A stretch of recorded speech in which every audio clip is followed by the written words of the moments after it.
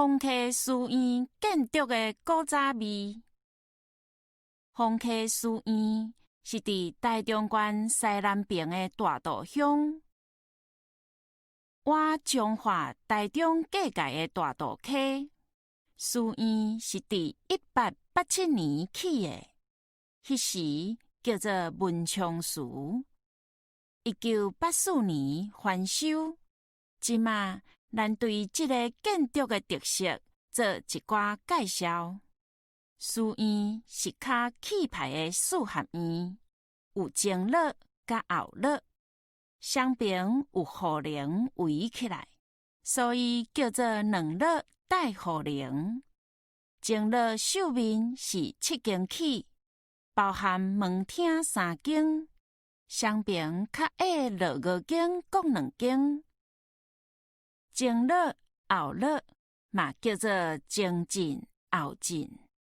秀面嘛叫做徛面，就是华语的立面。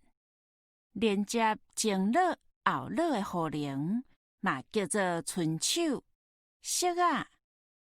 伊围起来的埕叫做深井，深井埕、内埕。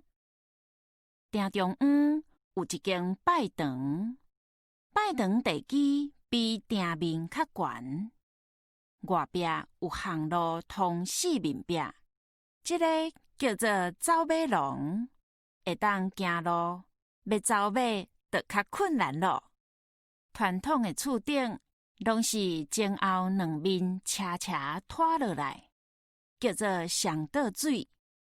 厝顶若通出壁肚真济，前后巷路就袂压着雨。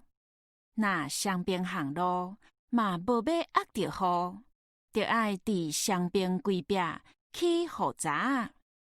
寺院要用这种粗鲁起法，因着伫遮半壁起斜面的倒水厝顶，变做四面拢有倒水的厝顶。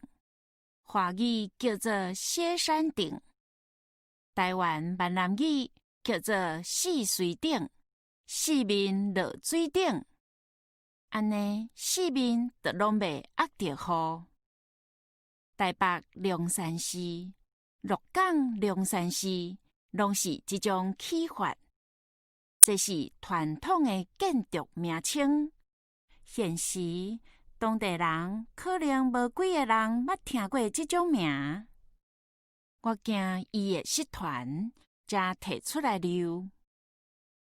作者屈文石。